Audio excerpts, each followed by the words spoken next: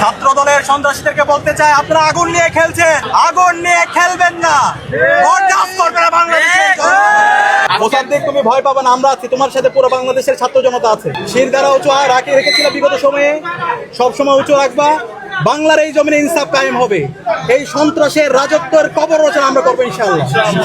সারা বাংলাদেশ থেকে একযোগে বাংলাদেশ ইসলাম ছাত্র শিবির কঠিন বার্তা দিয়ে দিয়েছে যে ক্যাম্পাসগুলোতে কোনো সন্ত্রাস টলারেট করা হবে না। একই সাথে তারেক জিয়ার একটা ভয়াবহ এক্সপেরিমেন্ট শিবির ব্যর্থ করে দিয়েছে এবং শুরুতেই ছাত্রদল বিএনপির এমনকি তারেক জিয়ার 20 দাঁত ভেঙে দিয়েছে কার্যত। ছাত্রদল বিএনপির মানুষেরা হাসিনার আমলে গুপ্ত ছিল না, নিজেদের দলের অস্তিত্ব টিকাইতে কোনো না কোনো পয়েন্টে নিজেদের পরিচয় লুকাইতে বাধ্য হয় নাই তারা কোনোদিন। বিএনপি এখন বলে তারা জুলাই আন্দোলনের সময় নেতৃত্ব দিছে, কিন্তু জুলাইয়ে আমি তো সাধারণ শিক্ষার্থী ছিলাম, আমি তো দেখছি বিএনপির মানুষজন বলছে আমরা এই আন্দোলনের সাথে কোনোভাবে জড়িত না। মির্জা ফখরুল ইসলামের ভিডিও আছে, সে বলতেছে বিএনপি কিংবা ছাত্রদলের কেউ এই আন্দোলনের সাথে কোনোভাবে জড়িত না, তাদের কোনো সম্পর্ক নেই। ওইটার কারণে কি আমি এখন তাদেরকে গুপ্ত বলবো? আসসালামু আলাইকুম। যারা এই মুহূর্তে ভিডিওটি প্লে করেছেন, ভিডিওটা দেখছেন, তাদেরকে অনুরোধ করব দয়া করে পুরো ভিডিও সম্পূর্ণ দেখবেন।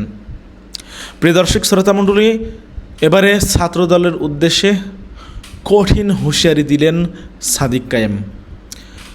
প্রিয় দর্শক শ্রোতা মণ্ডলী, গুপ্ত রাজনীতি নিয়ে এখন বিশ্ববিদ্যালয় ক্যাম্পাসগুলো এবং ছাত্র রাজনীতিতে উত্তাপ পরিস্থিতি বিরাজ করছে এবং এরই ধারাবাহিকতায় আমরা দেখতে পারলাম যে শাহবাগ থানার ভিতরে ডাকসুর ছাত্র সংসদের 2 নেতার উপরে ছাত্রদল হামলা করেছে।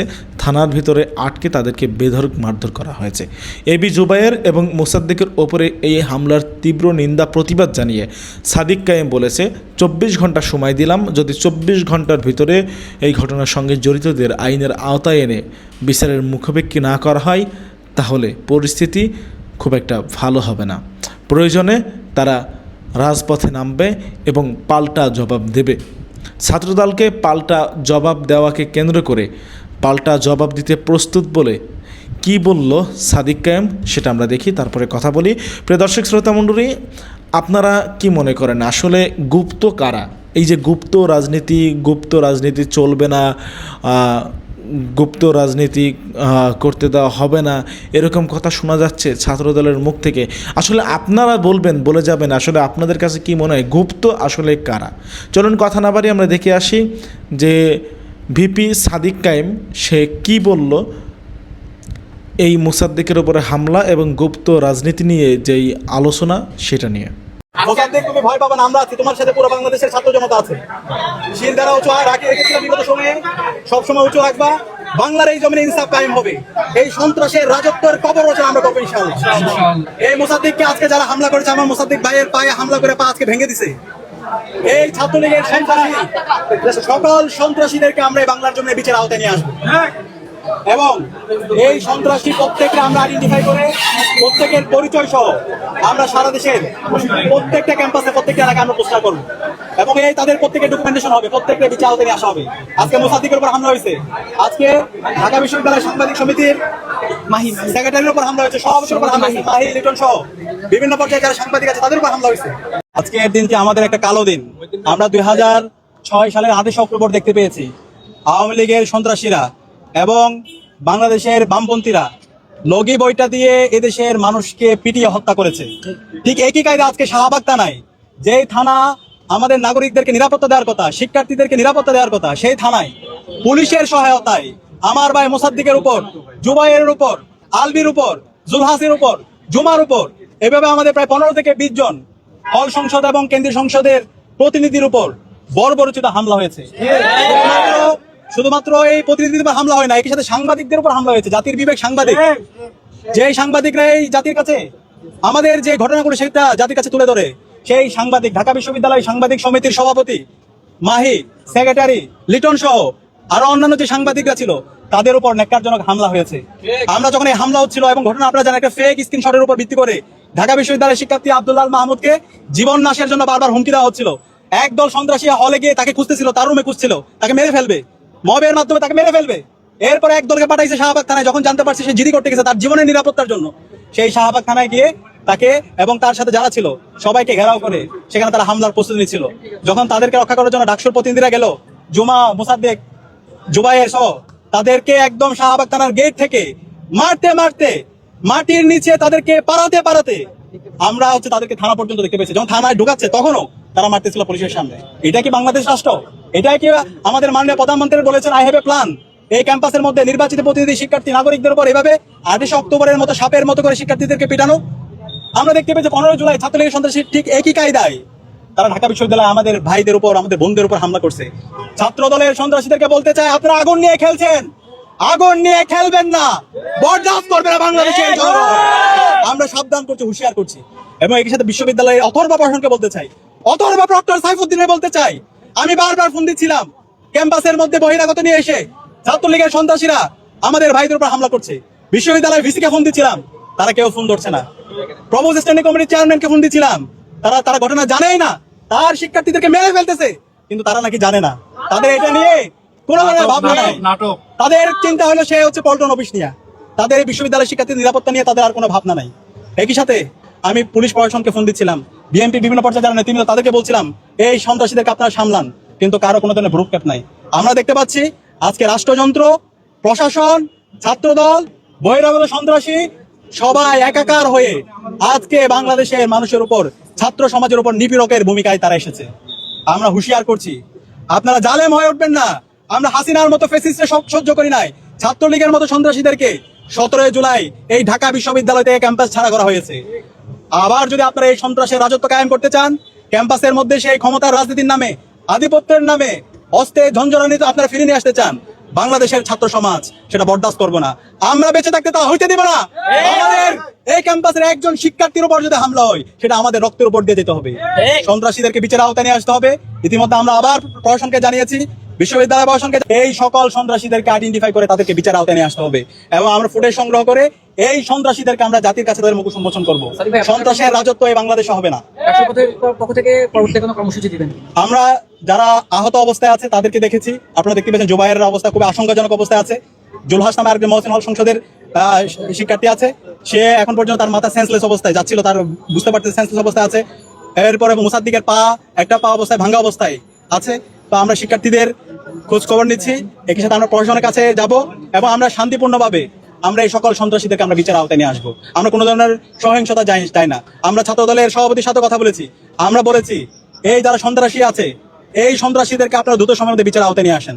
ওনারা আমাদেরকে বলেছেন তারা বিচার আওতায় নিয়ে আসবেন। আমরা পুলিশকেও বলেছি। এটা আমরা অবাক হই, আজকে আমরা অবাক হচ্ছি, বাংলাদেশে তাহলে নিরাপত্তা কোথায়?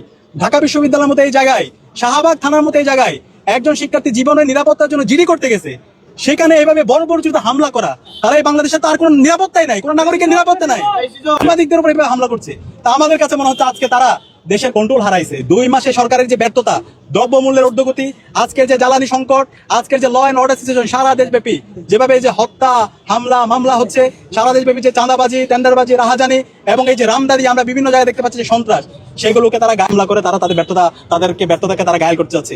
একই সাথে এই যে জুলাইকে অস্বীকার করা, শহীদদের রক্তের সাথে প্রতারণা করা, সেগুলোকে তারা ঘায়েল করার জন্য আজকে তারা অন্য সন্ত্রাসের পথ বেছে নিয়েছে। সুতরাং যারা সন্ত্রাসের পথ বেছে নিয়েছে, আমরা হুঁশিয়ার করছি এই সন্ত্রাসের রাজত্ব বাংলাদেশে কায়েম হবে না। এই বাংলাদেশে এই ক্যাম্পাসে আমরা শিক্ষার্থীদেরকে সাথে নিয়ে এই সকল সন্ত্রাসকে আমরা প্রতিহত করবো ইনশাআল্লাহ। আমরা আমাদের জায়গা থেকে যোগাযোগ করছি সকল ছাত্র সংগঠনের সাথে, সকল স্টেকহোল্ডারের সাথে, প্রশাসনের কাছে। আমরা অনতিবিলম্বে সন্ত্রাসীদেরকে বিচার আওতায় নেওয়ার জন্য আহ্বান করছি। সারা বাংলাদেশ থেকে একযোগে বাংলাদেশ ইসলাম ছাত্র শিবির কঠিন বার্তা দিয়ে দিয়েছে যে ক্যাম্পাসগুলোতে কোনো সন্ত্রাস টলারেট করা হবে না। দর্শক, একই সাথে তারেক জিয়ার একটা ভয়াবহ এক্সপেরিমেন্ট শিবির ব্যর্থ করে দিয়েছে এবং শুরুতেই ছাত্রদল বিএনপির, এমনকি তারেক জিয়ার 20 দাঁত ভেঙে দিয়েছে কার্যত। দর্শক, it's very significant. Chittagong city college থেকে যে ঘটনা, এটা শুধু জাস্ট ছাত্রদল শিবিরের মধ্যে সংঘাত, সংঘর্ষ, মারামারি কিংবা ছাত্রদলের পক্ষ থেকে শিবিরের পায়ের গোড়ালি এবং রক কেটে দেওয়া নয়, এটা তারেক জিয়ার একটা এক্সপেরিমেন্ট। এটা রাজনীতির তাৎপর্য অনেক। তো দর্শক, শিবির এটাকে খুব সিরিয়াসলি নিয়েছে এবং যা করার সবই করেছে, এবং শিবির এখানে অত্যন্ত সূক্ষ্মভাবে বিষয়টা নিয়ে খেলছে এবং ডিল করছে। দর্শক, ছাত্রদল সারা বাংলাদেশে শিবিরের পায়ে পড়ে ঝগড়া বাঁধাতে চায়, শিবিরের সাথে মারামারি করতে চায়, কিন্তু শিবির এই ফাঁদে পা দিবে না। ঢাকা বিশ্ববিদ্যালয় হলে হলে এমন ভাবে ইরিটেট করছে ছাত্রদল যে শিবিরের যদি সামান্য ধৈর্যচ্যুতি ঘটে, তাহলে ভয়াবহ সংঘাত এবং সংঘর্ষ বেঁধে যেতে পারে। আপনি চিন্তা করেন, ডাকসুর ভিতরে ঢুকে শিবিরের বিরুদ্ধে লিখছে, গেস্ট রুমের ভিতরে, রিডিং রুমের ভিতরে, অফিস রুমের ভিতরে এটা সেটা লিখছে, উস্কানিমূলক কথাবার্তা লিখছে। এটা পায়ে পড়ে ঝগড়া বাঁধানো ছাড়া আর কিছুই নয়। তবে শিবির এটা শুধু বিশ্ববিদ্যালয়গুলোর মধ্যে সীমাবদ্ধ রাখেনি, পুরো বাংলাদেশ থেকে বার্তা দিয়ে দিয়েছে।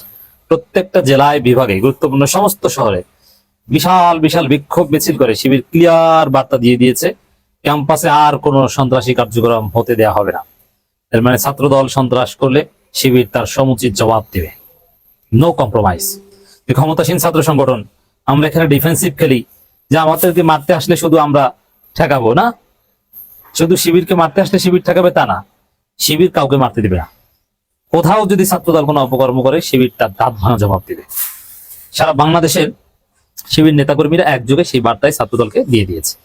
তো দর্শক, আমি আগেও বলেছি, আবারও বলছি, তারেক জিয়া দেখছেন যে তার ক্ষমতা পাকাপোক্ত হচ্ছে না, তাকে জনগণ দাম দিচ্ছে না, জনগণ তাকে নিয়ে টিকটক করছে, ট্রল করছে, গান গাইছে, ও খাম্বা তুমি শুনতে কি পাও, বিদ্যুৎ নাই, অমুক তমুক, এগুলো। তারেক রহমানকে নিয়ে যে পরিমাণ ট্রল হচ্ছে, এভাবে দেশ চালানো যায় না। এখন তারেক রহমান তার ক্ষমতা পাকাপোক্ত করতে চান, তিনি নিজেকে শক্তিশালী হিসাবে উপস্থাপন করতে চান। এখন এটা করতে হলে ক্যাম্পাসগুলো যেহেতু এই ট্রল বা এই তারেক রহমানকে দাম দেয় না, হাসি তামাশা করে শিক্ষিত পোলাপান, বিশ্ববিদ্যালয় পোলাপান, কারণ তারা মনে করে যে আমরা অনেক কষ্ট করে এক চান্সে 9 পাস করেছি, 10 পাস করেছি, এসএসসি পাস করেছি, আর তারেক জিয়া নাকি কয়েকবার ফেল করে তারপরে 9 পাস করেছে শুনেছি। এরপরে সালাউদ্দিনকে নিয়ে পড়িয়েছে, সালাউদ্দিনকে মাস্টার রেখে পড়িয়েছে, আর অনেক কিছুই।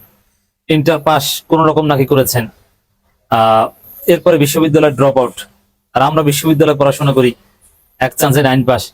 তো এই প্রধানমন্ত্রীকে কেমন যেন এই জেনজি এবং তরুণ প্রজন্ম, শিক্ষিত প্রজন্ম সহ্য করতে পারে না, যার ফলে তারা বেশি ট্রল করে। এজন্য এই শিক্ষিত সমাজ, জেনজি তরুণ প্রজন্মের মুখ বন্ধ করার জন্য ক্যাম্পাসগুলোকে ছাত্রদলের মাধ্যমে দখল করাতে হবে। প্রথমে তো সূক্ষ্মভাবে যে কাজ করা করেছে, বিশ্ববিদ্যালয়ের সমস্ত ভিসি, প্রক্টর, প্রভোস্ট সব বিএনপির একদম লাগারে লাগা ধান লাগা মার্কা নিয়োগ দিয়েছে, নাম্বার 1। দ্বিতীয় হচ্ছে, এখন আগের মতো তো পুলিশ ব্যবহার করাটা কঠিন, আর সেটা করলো আরো পরে। আপাতত ছাত্রদল কি পারে, তারা ক্যাম্পাস দখল করতে পারে কিনা, এই এক্সপেরিমেন্টটা করেছেন পরিকল্পিতভাবে। কয়েকদিন যাবত পরিকল্পনা করে শহরের আশেপাশে থেকে বিভিন্ন দেশীয় অস্ত্রশস্ত্র মজুত করে, এরপরে ছাত্রদলের সন্ত্রাসীরা পরিকল্পিতভাবে শিবিরের উপর হামলা করেছে, পায়ে পরে গায়ে পরে হামলা করেছে। দেখেন, জুলাই গ্রাফিতি, শিবিরকে গুপ্ত লেখা বা এগুলো লিখতে পারে, এটা যার অধিকার, যে কোনো খালি দেয়ালে লিখতে পারে, আপনি খাম্বায় লিখতে পারেন, সমস্যা নাই। কিন্তু অন্যের গ্রাফিতির উপরে লেখা অথবা জুলাই গ্রাফিতির কোন একটা অংশ বিকৃত করে কেটে দিয়ে সেখানে গুপ্ত লিখে দেয়া, ছাত্র রাজনীতি চলবে না। এখানে ছাত্র রাজনীতি, ওই যে ছাত্র কেটে আপনি গুপ্ত রাজনীতি লিখে দিচ্ছেন, এটা অন্যের লেখার উপর হাত দেওয়া, অন্যের পোস্টার ছেড়া, অন্যের পোস্টারের উপর পোস্টার লাগানো, এটা কিন্তু দণ্ডনীয় অপরাধ। এইভাবে পায়ে পড়ে ঝামেলা বাঁধাচ্ছে ছাত্রদল। এটা তারেক জিয়ার নির্দেশ যে তোমরা এরকম করে দেখো, তারপরে মারামারি করে দেখো তোমরা পারো কিনা, ওদের রিয়াকশনটা কি। যদি ওদেরকে একটু নরম পাও, তাহলে তোমরা ক্যাম্পাসগুলো ধীরে ধীরে ধীরে ধীরে এভাবে দখল করো, বিভিন্ন জায়গায় এই গুপ্ত শব্দ লেখা নিয়ে বা যেভাবে পায়ে পাড়া দিয়ে মারামারি বাঁধাও। শিবির একটা টের পেয়েছে, যার ফলে এই সুযোগ আর তারা দিতে চায় না।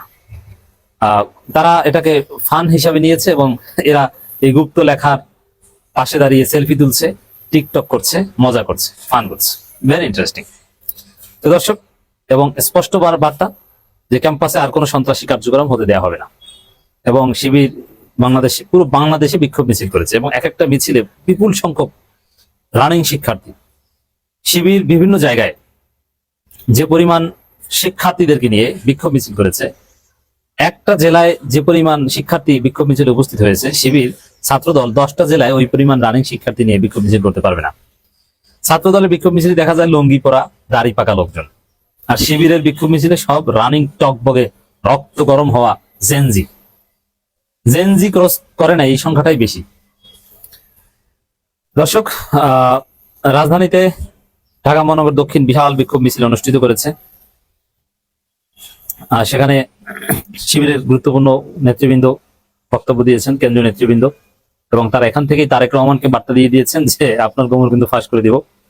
রাজশাহী বিশ্ববিদ্যালয়ের শিক্ষার্থীর উপর যে হামলা, কোপানো, এরও প্রতিবাদ করেছে এবং সেই তেজগাঁও কলেজে যে শিক্ষার্থী হত্যা তার বিচার দাবি করছে এবং যেখানেই ছাত্রদল আকাম করে সেখানেই শিবির প্রতিবাদ নিয়ে হাজির। এছাড়া সিলেটে বিশাল বিক্ষোভ মিছিল করেছে বাংলাদেশ ইসলামী ছাত্র শিবির। সেখান থেকে ছাত্রদলকে বার্তাটা ছিল চমকপ্রদ। ছাত্রদলকে স্মরণ করিয়ে দেওয়া হয়েছে যে তোমাদেরকে কোনো ছাড় দেওয়া হবে না। সিলেটে বিভিন্ন জেলা শহরে বা সমস্ত বাংলাদেশে এটা ন্যাশনাল কান্ট্রি ওয়াইড শিবিরের কর্মসূচি ছিল যে ক্যাম্পাসে কোনো সন্ত্রাসী কার্যক্রম হতে দেওয়া হবে না।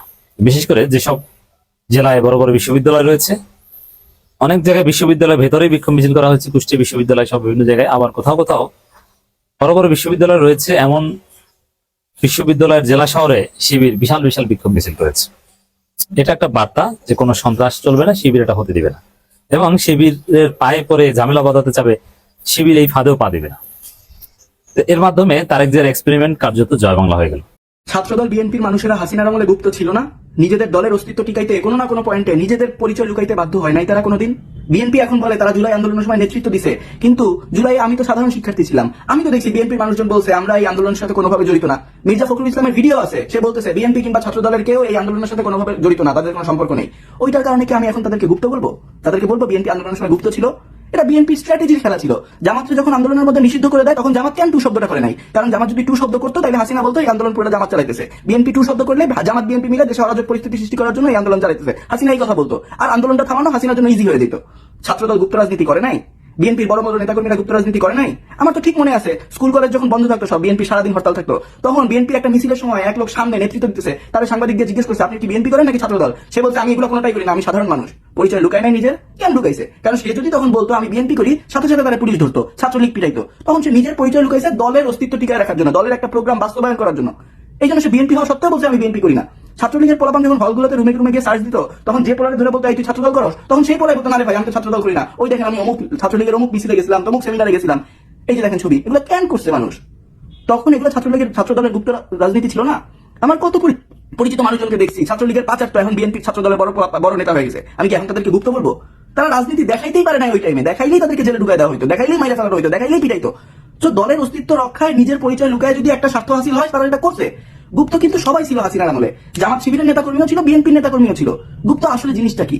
আমি আমার রাজনৈতিক আদর্শ কোনো একটা সিচুয়েশনে পড়ে প্রকাশ করতে পারবো না, তখনই আমি গুপ্ত।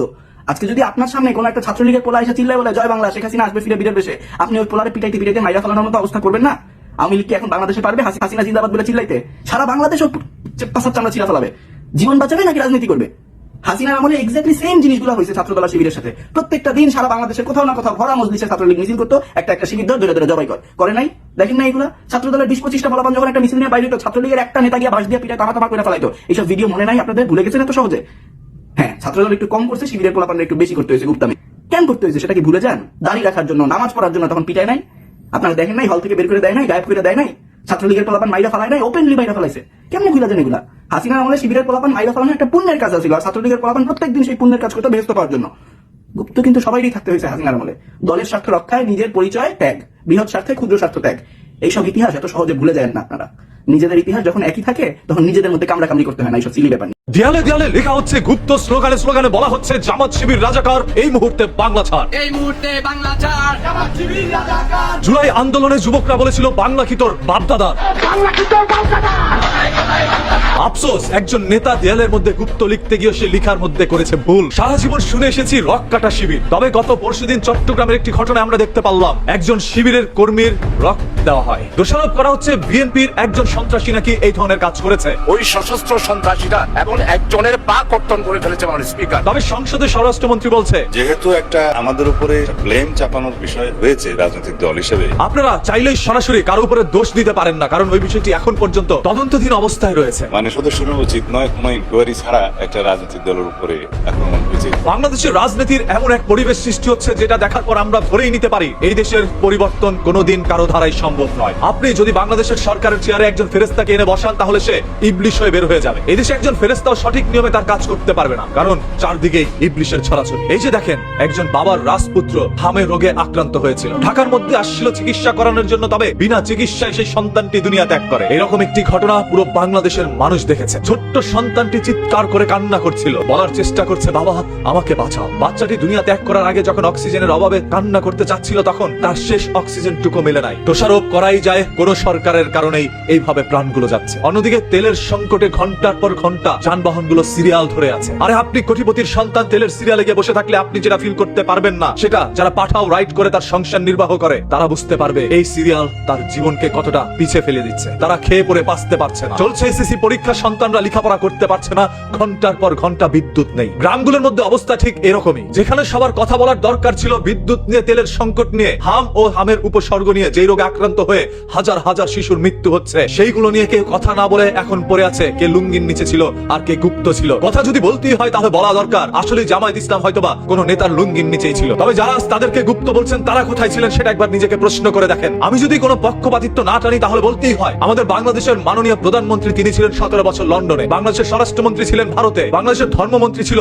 সৌদি আরবে। এক একজন এক এক জায়গায় লুকিয়ে ছিল, কারণ কিচ্ছু করার ছিল না, তারা ওইখানে থাকতে বাধ্য। দেশে আসলেই তাদের উপরে চলতো এক নির্মম নির্যাতন, সেখান থেকে বাঁচার জন্যই কেউ কেউ এক এক দেশকে বেছে নিয়েছিল। গুপ্ত যদি বলতেই চান তাহলে কোনো পক্ষই গুপ্তের বাইরে ছিল না, সবাই লুকিয়ে ছিল, কেউ ছদ্মবেশে কেউ আড়ালে। আজ এই দেশে একজন নির্বাচিত সরকার এসেছে, 2 মাস না বুঝতেই সকল দায়ভার সরকারের উপরে চাপানো হচ্ছে। তবে গত 1.5 বছর যে ডক্টর ইউনূস সরকার এই দেশ চালিয়েছিল, সে কি করেছে জনগণের জন্য প্রশ্ন জাগতেই পারে। সেই ইউনূস সরকার থাকা অবস্থায় হামের টিকা না আনার কারণে আজ শত শত বাচ্চাদের জীবন যাচ্ছে। যেখানে শেখ হাসিনাকে দেশ থেকে বিতাড়িত করার পর আপনারা একটি নতুন স্বাধীন দেশ পেয়েছিলেন, যারা উপদেষ্টার চেয়ারে বসেছিলেন তারা প্রত্যেকে চাইলেই দেশটাকে নতুন করে সাজাতে পারতেন, তবে আপনারা কি করেছেন? কিচ্ছু করতে পারেন না এই জনগণের জন্য। বাংলাদেশের জাতীয় নির্বাচনের সাথে অ্যাড করে দিয়েছেন গণভোট, যার কারণে আজ সেই গণভোট নিয়ে সংসদে কথা বলতে বলতে কেটে গিয়েছে 2 মাস, তবে বাস্তবায়ন হয় নাই। ডক্টর ইউনূস সরকার থাকা অবস্থায় যদি গণভোটের মাধ্যমে সংবিধান পরিবর্তন করতো তাহলে আজ নির্বাচিত সরকার আসার পর সেই গণভোট নিয়ে সংসদে কথা বলতে হইতো না। আজ যখন প্রধানমন্ত্রী জনাব তারেক রহমান তার চেয়ারে বসলেন, নানা অপবাদ তার উপরে দেওয়া হচ্ছে, যেটা তার দল করেছে সেটাও বলা হচ্ছে, যেটা তার দল করেই নাই সেটাও বলা হচ্ছে। এখানে কিছু ছোট্ট ছোট্ট পরিকল্পনা রয়েছে, যে পরিকল্পনা একদিন বড় মাত্রায় পরিণত হতে পারে। জনাব তারেক রহমান কৃষি কার্ড দিচ্ছে, স্বাস্থ্য কার্ড দিচ্ছে, তবে সেই কৃষকরা ফসল ফলাতে হলে যে তাদের সেচ দিতে হবে, আর সেই সেচ চালাতে হলে যে তাদের তেলের দরকার, সেটা হয়তো বা জনাব তারেক রহমান চাইলেও দিতে পারছে না। দেশের মধ্যে নয়, বৈশ্বিক বাজারে তেলের সংকট, সেটা বলতে তারা লজ্জা পায়। দেখেন, জ্বালানি প্রতিমন্ত্রী বলেছে দেশের মধ্যে মজুদ আরো 2 মাস চালানোর মতো তেল রয়েছে। হ্যাঁ, এটা সত্য, সেই তেল দিয়েই এখন পর্যন্ত আপনি আমি চলছি, তবে সেই তেল যদি শেষ হয়ে যায় তখন আমরা কি করব? সেই সংকট কিভাবে কাটিয়ে উঠবো? সাধারণ জনগণ এই সকল প্রশ্ন করার স্বাধীনতা আমার রয়েছে। এই স্বাধীনতার উপরেও যদি কেউ হস্তমৈথন করতে আসে তাহলে আমরা বলেই নিব নতুন এক স্বৈরাচারের সিংহাসন গড়ে উঠছে এই বাংলাদেশে। এই দেশে কোনো স্বৈরাচারের ঠাঁই হবে না যতদিন এই দেশের জনগণ বেঁচে আছে। এই দেশের জনগণ প্রতিবাদ করতে শিখেছে। সরকার এই দেশের জনগণকে ভয় পাবে, সরকারকে এই দেশের জনগণ নয়। কারণ যে দেশের সরকার জনগণকে ভয় পায় সেই দেশের মধ্যে থাকে স্বাধীনতা, আর যে দেশের জনগণ সরকারকে ভয় পায় সেখানেই থাকে একজন স্বৈরাচার। জনাব তারেক রহমানকে সময় দিন দেশটাকে গুছিয়ে নেওয়ার জন্য, অপবাদ দিয়ে নয়। চলেন সবাই মিলেমিশে গড়ি এক নতুন বাংলাদেশ। ছাত্রদল বিভিন্ন শিক্ষা প্রতিষ্ঠানের দেয়ালে দেয়ালে লিখছে গুপ্ত, ছাত্র শিবির সে লেখার সামনেই করছে ফটো সেশন। তবে ব্যাপারটা একেবারেই স্বাভাবিক না। গুপ্ত লেখায় ছাত্র শিবিরের সাথে ছাত্রদলের সংঘর্ষ হয়েছে, সোশ্যাল মিডিয়ায় চলছে রীতিমতো কথার লড়াই। কিন্তু ছাত্র শিবিরকে কেন গুপ্ত বলা হয়, আর গুপ্ত রাজনীতি বাকি? বিস্তারিত জেনে নেওয়া যাক। গুপ্ত রাজনীতি বলতে এমন একটি রাজনৈতিক প্রক্রিয়াকে বোঝায় যেখানে একটি সংগঠনের সদস্যরা তাদের রাজনৈতিক পরিচয় জনসমক্ষে প্রকাশ না করে অত্যন্ত সংগোপনে সাংগঠনিক কার্যক্রম পরিচালনা করে।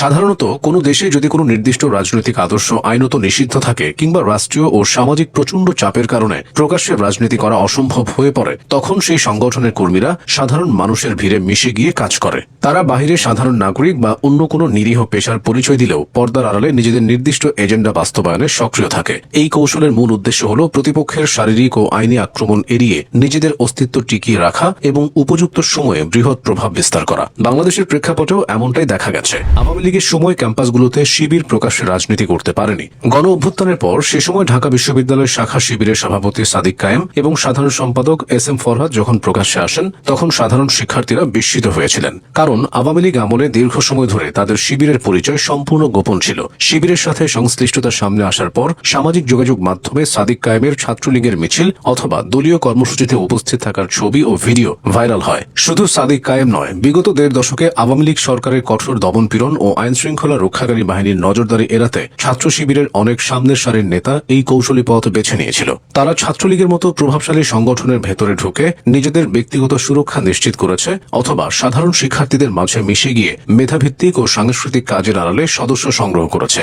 এই যে নিজের আসল রাজনৈতিক সত্তা লুকিয়ে রাখা এবং ভিন্ন একটি আদর্শের ছায়াতলে নিজেকে নিরাপদ রাখা, এটাই বিরোধী পক্ষগুলোর কাছে শিবিরকে একটি রহস্যময় বা গুপ্ত সংগঠন হিসেবে তুলে ধরেছে। ছাত্র শিবিরের মতো জামায়াত ইসলামীকে ঘিরেও একই ধরনের বিতর্ক দীর্ঘদিনের। 1971 সালের বিতর্কিত ভূমিকা এবং পরবর্তীতে যুদ্ধাপরাধের বিচারের প্রেক্ষাপটে তারা জনসমক্ষে রাজনীতি করার নৈতিক ও আইনি অধিকার নিয়ে চ্যালেঞ্জের মুখে পড়ে। জামায়াত ও শিবিরের সাংগঠনিক কাঠামো অত্যন্ত সুশৃঙ্খল এবং ক্যাডার ভিত্তিক। তাদের রুকন বা পূর্ণ সদস্য হওয়ার প্রক্রিয়াটি অত্যন্ত কঠোর এবং দীর্ঘমেয়াদী পর্যবেক্ষণের উপর নির্ভরশীল। বাইরে থেকে কেউ সহজে তাদের অভ্যন্তরীণ সিদ্ধান্ত বা কেন্দ্রীয় সদস্যদের তালিকা জানতে পারে না। এই কঠোর গোপনীয়তা বজায় রাখার প্রবণতা জনমনে এই ধারণা মজবুত করেছে যে তারা প্রকাশ্য গণতান্ত্রিক সংলাপের চেয়ে পর্দার অন্তরালে থেকে নিয়ন্ত্রণ করতে বেশি আগ্রহী। তাদের সংগঠনের এই স্ট্রাকচার সাধারণ গণতান্ত্রিক দলগুলোর চেয়ে আলাদা। এটা ঠিক যে এই গুপ্ত রাজনীতির চর্চা বাংলাদেশের ছাত্র রাজনীতিতে আস্থার সংকট তৈরি করেছে। সাধারণ শিক্ষার্থীরা এখন দ্বিধাগ্রস্ত যে তাদের পাশে থাকা সহপাঠীটি আসলে কোন আদর্শের প্রতিনিধিত্ব করছে। বিএনপি বা অন্যান্য গণতান্ত্রিক দলগুলোর মতে রাজনীতি হওয়া উচিত উন্মুক্ত এবং আদর্শিকভাবে স্বচ্ছ। পরিচয় লুকিয়ে ছাত্রলীগের মিছিলে গিয়ে নিজের প্রাণ বাঁচানো বা প্রভাব খাটানোকে তারা রাজনৈতিক সততার পরিপন্থী হিসেবে দেখেন। অন্যদিকে শিবিরের সমর্থকদের দাবি এটি ছিল ফ্যাসিবাদী পরিবেশে টিকে থাকার একটি কৌশল। তবে বর্তমান বাংলাদেশে 2024-এর পরবর্তী সময়ে তরুণ প্রজন্ম যখন নতুন ও স্বচ্ছ রাজনীতির স্বপ্ন দেখছে, তখন এই গুপ্ত রাজনীতির ধারাটি কতটুকু গ্রহণযোগ্য হবে তা নিয়ে বড় ধরনের প্রশ্ন থেকেই যায়। সম্মানিত বন্ধুগণ, দর্শক শ্রোতামণ্ডলী, আপনারা দেখতে পারলেন। ব্যক্তিগত মতামত অবশ্যই কমেন্টে জানাবেন আপনারা কি বলতে চান। ভিপি সাদিক কায়েম যেটা বলেছে যে আমরা অবাক হচ্ছি বাংলাদেশে নিরাপত্তা কোথায়। শাহবাগ থানার মতো একটা জায়গায় একজন শিক্ষার্থী জীবনের নিরাপত্তার জন্য জিডি করতে গেছে, সেখানেও এমন বর্বরচিত হামলা। এই বাংলাদেশে তো তাহলে নিরাপত্তা নেই। ফ্যাসিজমের সর্বোচ্চ শিখরে তারা আহরণ করেছে। শিক্ষার্থীদের সঙ্গে নিয়ে আমরা এই সব সন্ত্রাস প্রতিহত করতে চাই। সাদিক কায়েমের এই হুঁশিয়ারি ছাত্রদলের উদ্দেশ্যে। তিনি বলেন, শিক্ষার্থীদের থেকে খোঁজখবর নিচ্ছি, আমরা প্রশাসনের কাছে যাব, সব সন্ত্রাসীদের বিরুদ্ধে ব্যবস্থা গ্রহণ করব, তাদেরকে বিচারের আওতায় নিয়ে আসব। কোনো ধরনের সহিংসতা চাই না, তবে যদি আমাদেরকে বাধ্য করে তাহলে আমরাও ছাড় দেব না। অনেক ছাড় দিয়েছি। সাদিক কায়েম বলেছে, আমরা ছাত্রদলের সভাপতির সঙ্গে কথা বলেছি সন্ত্রাসীদের দ্রুততম সময়ের মধ্যে বিচারের আওতায় নিয়ে আসেন। ওনারা বলেছেন বিচারের আওতায় নিয়ে আসবেন। আমরা পুলিশকেও বলেছি, তবে তাদের কথা আশানুরূপ নয়। মন্তব্য সাদিক কায়েমের। সাদিক কায়েম বলে, তারা যদি আমাদেরকে সঠিক জবাব দিতে না পারে এবং যারা জড়িত ঘটনার সঙ্গে তাদেরকে যদি বিচারের আওতায় না আনে, তাহলে পাল্টা জবাব আমরাও দিব। আপনারা কি মনে করেন অবশ্যই জানাবেন। আমি মনে করি ব্যক্তিগতভাবে এই ক্যাম্পাসগুলো থেকে বিশেষ করে বাংলাদেশে ছাত্র রাজনীতি নিষিদ্ধ করা হোক। ক্যাম্পাসগুলোতে যেই উত্তাপ সৃষ্টি হয়েছে এই ছাত্র রাজনীতির কারণে ছেলেমেয়েদের লেখাপড়া হচ্ছে না ভাই। শিক্ষার্থীরা লেখাপড়া করতে যাচ্ছে কিন্তু সেখানে এই যে নিজ দলীয় বা কোনো একটা দলের লাঠিয়াল বাহিনীতে পরিণত করা হচ্ছে।